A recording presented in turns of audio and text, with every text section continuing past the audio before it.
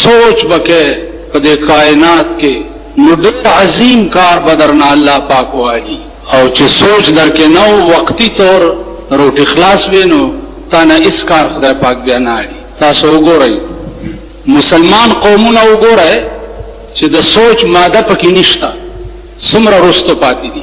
هیڅ ترقی مسلمان ملکونو کې نشته، هیڅ نشته.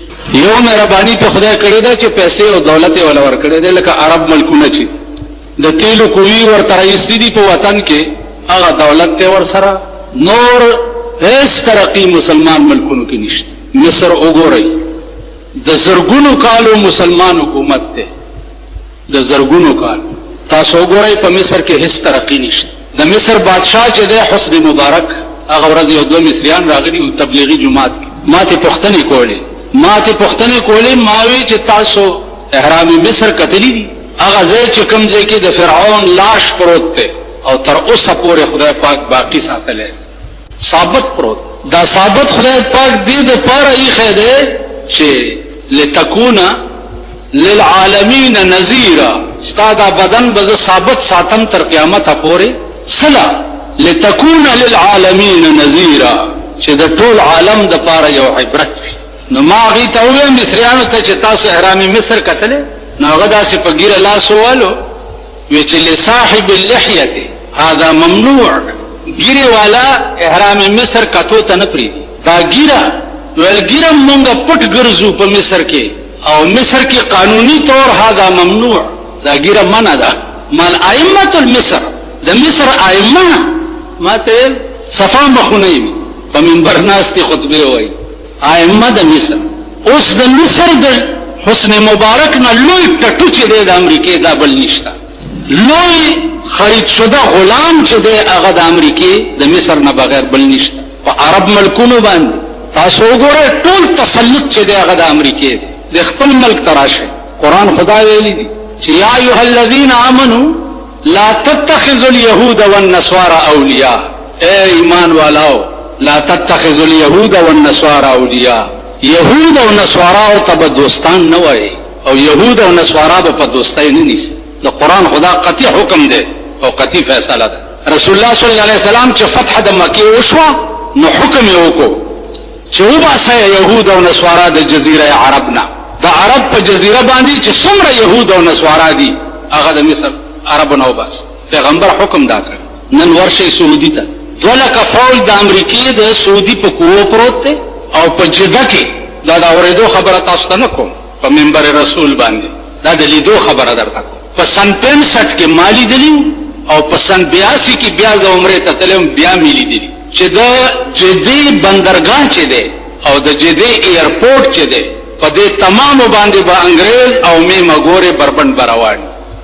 د جدي د سمندر بندرګاه چې دی پاغي باندې څومره تفریحګاونه چې دی هغه د انګريزانو څومره جدا هغه خار دی چې بیبي حوا پکې پراته ده ستاسو مور پکې پراته ده. جدا هغه خار دی.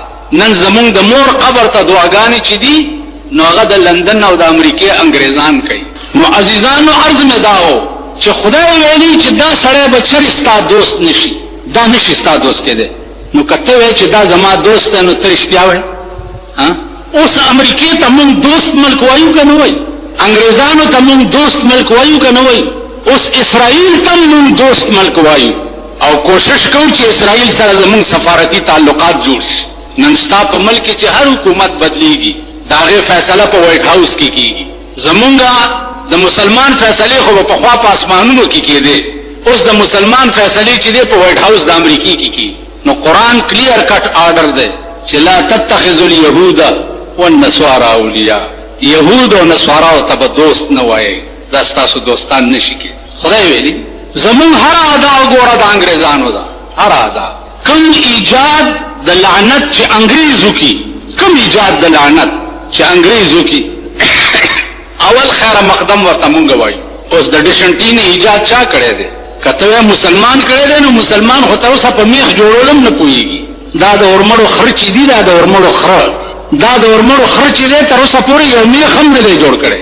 چرته موټر وګورئ دا پاکستان سمبل دی ما ته وای وجي دا موټر پاکستان سمبل دی. آرام کېنا دیلو بچو لغوته مور کوا ز نادان نیم زه مولا یم خو زه قمقل مولا نیم. یو ښځه یو بادشاه په کوټه کې گیر کړی نو سلطان سکندر بادشاه او ښځې په کوټه کې گیر کو بارې ورپسې کونډه وواله. نو سلطان سکندر ورته دننه نوړي چې او ښځې ورلرې کا د سلطان سکندر باچهي ده په تورو باندې کېمه کې ښځه هم ښځه وه د حیات آباد او د مال روډ او د فورډ روډ ښځه نه وه ښځه وه. ښځه ورته وایي هغه ورته سړي ویل جلوس وباسو مال څه جلوس وباسئ ویل د تورګه عریانی او فحاشي عریانی او فحاشي د دې متعلق جلوس وباسو.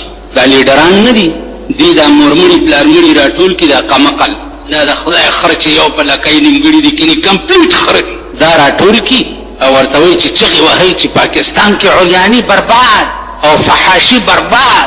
په دې چل باندې لیډر په خپل وانډه زیاتای مزه هو اوس تاسو په ایمان وای خبره پوهیږئ که نه زه څه وایم لګیا ها اوس ما څه وویل دا څه شی دی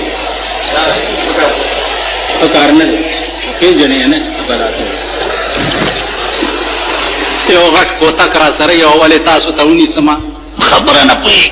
ته اوس په ایمان ووایه چې بجلیګر ملا په منبر درته ووایي چې هلکه او جومات والاو تیار شئ دې ملک کې ښځې بربنډې ګرځي او د دې خلاف جلوس وباسو. زه تاسو ته وایم که نه یا فحاشي زیاته شوې ده زنا ده شراب ده فلان ده فلان ده جلوس وباسو. اوس زه په تاسو ته وایم چې جلوس وباسئ دې ځای نه ځئ تر مالګو منډۍ پورې یا قصهخانې پورې یا سیکارنو چوک پورې او عریاني او فحاشي برباد چغې وهئ او بېګاله ما وګورئ چې زه ښځې سره ناست یم بیا به زما په خوله جلوس وباسئ. په تا د لعنت نه وي چې بیا زما په خوله ته جلوس وباسئ چې ما وګورئ چې زه خو ښې چونګړې سره ناست یم او تا ته وایم چې عریاني او فحاشي ښه شی نه دی نو زما په دې مولاتوب د لعنت وي که نه. زه خو دې اله تا ته یو کار وایم چې دا ګناه ده یا دا جرم دی چې زه په خپله نه کوم که نه نو چې یو کار زه په خپله کوم او تا ته وایم چې ته پې ورځه نو تا کې خو هم څه عقل پکار دی تا کې خو هم څه سړیتوب پکار دی څه دماغ پکار دی چې ملا صاحب ته ما ته وایې چې بربنډو ښځو خلاف جلوس وباسئ دا ته چې ورته راناست دی تاسو خیال را دې وجې نه دي ځانو خدای سرونه درکړي دي. اوس تاسو په ایمان ووایئ چا چې هوایي جهاز جوړ کړی دی هغه تاسو غوندې بني ادم دی که نه دی که د هغه څلور خپې دي یا څلور لاسونه دي یا سترګې څلور دي یا غوږونه لس دي که نه تاسو په شان دی وایي دا هوایي جهاز چې چا جوړ کړی دی دا تاسو په شان دی که تاسو نه زیات دی هغه ولې هوایي جهاز جوړ کړی دی ته ولې نشي جوړولی چا چې بحري جهاز جوړ کړی دی بحري جهاز وګوره قرآن کې راځي چې دا بحري جهاز اوس انګریزانو جوړ کړی نه دا د سلیمان علیه السلام د زمانې نه 800 کاله مخکې د بحري جهاز ایجاد چې دی یو مسلمان کړی قرآن کې راځي وله الجوار المنشآت فی البحر کالاعلام سورة رحمان کې وګورئ وله الجوار المنشآت فی البحر کالاعلام یخرج منهم اللؤلؤ والمرجان.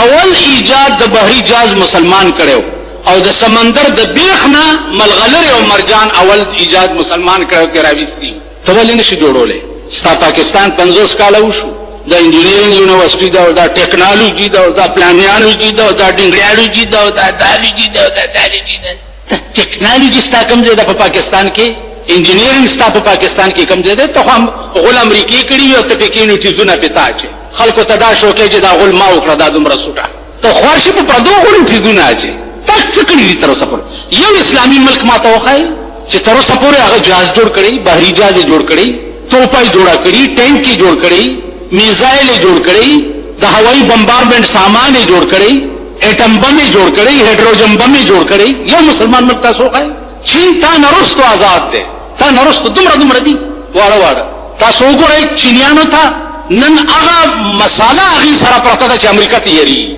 کلک نشي کولی چین ته امریکا ته یېرېږي تا نه وروستو آزاد شوی دی هندوستان تا سره یو ځای آزاد شوی دی تا سره یو ځای ته ورشه د هندوستان حال وګوره د بل ملک خاوره به پکې ونه ګورې دا هم درته دا اورېدو نه وایم په سن 86 کې زه تللی وم دلي ته او ما ولیده بحري جهازونه خپل هوایي جهازونه خپل توپې خپلې ټینکونه خپل هایډروجن بم خپل ایټم بم خپل سایکل خپل لاره خپله موټر خپل دوایي خپله کپړه خپله هر څه د خپل ملک جوړ دي هر څه دلته حیات آباد کې د کوم ملک سامان خرڅېږي د امریکې د جاپان د لندن چاینا خرڅېږي دلته ورته دوی ګڼ کپان کینولي دي په لاره کې چې یو ته پولیس وایي او بل ته دغه وایي کسټم وایي. نو هغه ورته ګڼ کپان کینولي دي چې په دې لاره که دا سامان راغی نو ونیسئ او سټورونه ترې ډک کړئ چې زمونږ خېټې پرې ډکې شي. هغه پیسې بیا چېرته ځي؟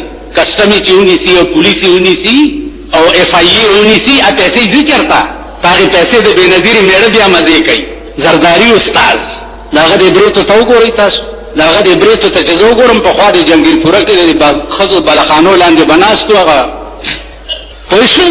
نو دلته یې ورته دا ګڼ کپان کینولي دي، نو هلته چې ته والې غلط دي دې ونیسي.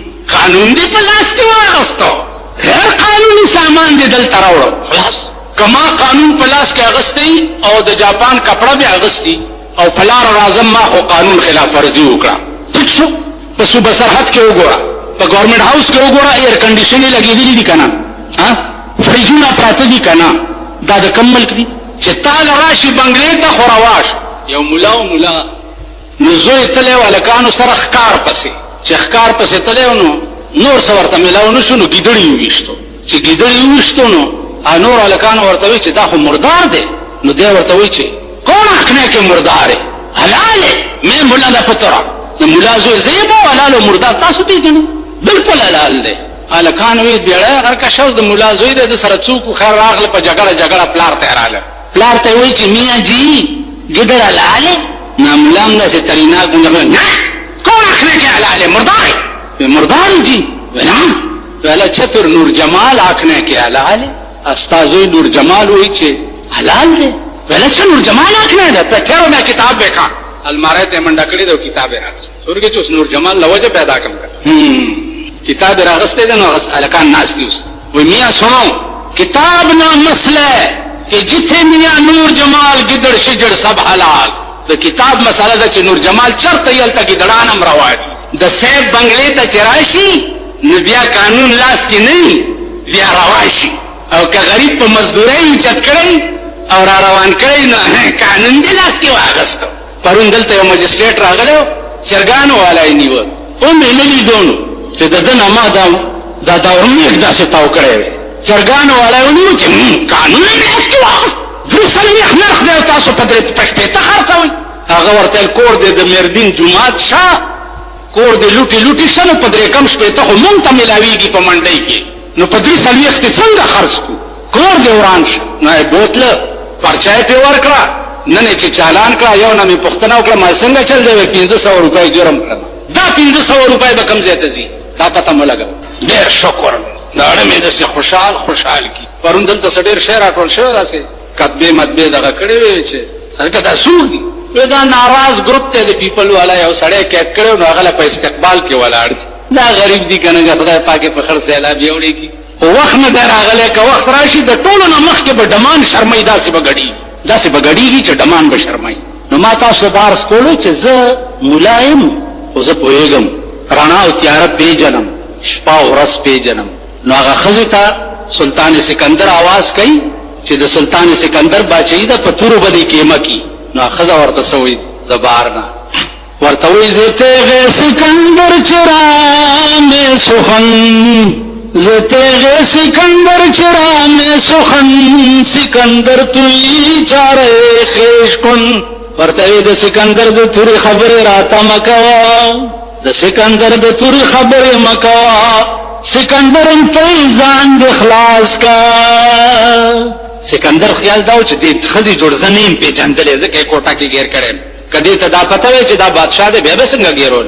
هغه ښځه ورته وایي زه تیغ سکندر چرا میں سخن سکندر توی چاره خیش کن. د سکندر د تورې خبرې ماته مه کوه، سکندر ته ځان دې خلاص کا. او بادشاه زه ښځه یم او ته بادشاه یې، ما په کوټه کې ګیر کړی ځان نشي خلاصولی. په دې مې پوهه کا چې سبا د خدای په جیل کې ګیر شي نو څنګه به ځان خلاص کې.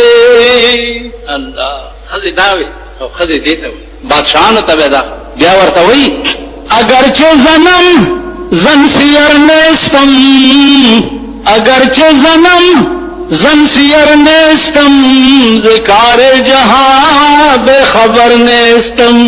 ښځه یم خو داسې ښځه نه یم چې د جهان نه به خبره زه د جهان په ټولو کرتوتونو باندې پوهېږم. عزیزانو عرض مې دا زه ملایم او د الله مهرباني ده زه ډېر زاغ ملا پیدا کړی. زه د هر سړي د پوند چال پیژنم. چال زه درته په ایمان وایم ما علم قیافه ویلې ده. علم قیافه چې زه سړي ته وګورم کنه داغه د چهره بناوټ چې دی داغه د ټول بدن حال ماته وایي چې دا کوم قماش سره دی. چې وګورم لاس چې څوک راکي چې لاس راکي د لاس راکولو اذان ما ته پته ولګي چې دا څومره وبو کې دی. ما په 50 کال کې د پاکستان د حکومتونو سره جوړ ولې نه دی راغلی. ولې نه؟ ځکه چې هیڅ حکومت د دې ملک او د قوم د پاره مخلص نه دی. زه درته په ایمان وایم او بیا درته په ایمان وایم.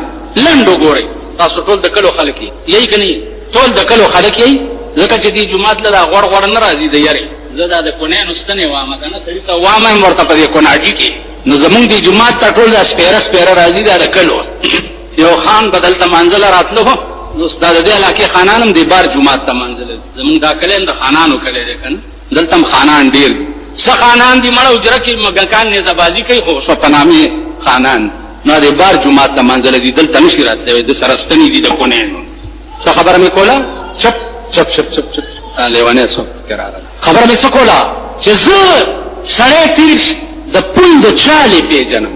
چال مولانا تانوی رحمت الله علیه فرمایي چې بهر رنگے کے خواہی جامہ میں پوش بہر رنگے کے خواہی جامہ میں پوش من انداز قدت را میں شناسم ویر سنگ جامع چاغند واغندا تو پخدای قسم زستا د پوند چال پہ جنما نما د پاکستانی حکومتونو د پوند چال پہ جندلے دی. چال دلته سپیره غوندې زمونږ د لیکلي دی نو د الیکشن په وخت کې په دې سره کې منډې بواله او خځې ډیکشن ته او تیار شي او ورځي کوي او سبا دا څه نو راتلو په دې سره کې چې ما خام شونو اچھا د پاره چې منډې واله هغه وګټله چې وی ګټله نو ما ورته چې پلانیا ویلې مالیار په دې وګټله ویلو کنه مالنن خو ډېر ستړی شوی بیګاله به هغه پلانی خان په خپل ډبل بیډ کټ کې لیک پرې نه دي چې سملې وارامو کې داږي کټونه په ډبل بیډ کنه بیډ مال په خپل ډبل بیډ کټ کې به پرې نه دي چې لیک په کې آرامو کې ویل مونږ بنگلې ته نږدې نه پریدي او ډبل بیډ کې سملې نو مال خدای دې په شرمونو شرم واسي ځانو شړلو ټوله ورځي خان ته غوې فرض کړي قل بدر باندې و کې بیا دې په اخرو تړي خان او نواب تاسو دغه غویان یې د عوام چې دي دا د ټیکدارانو خره دي.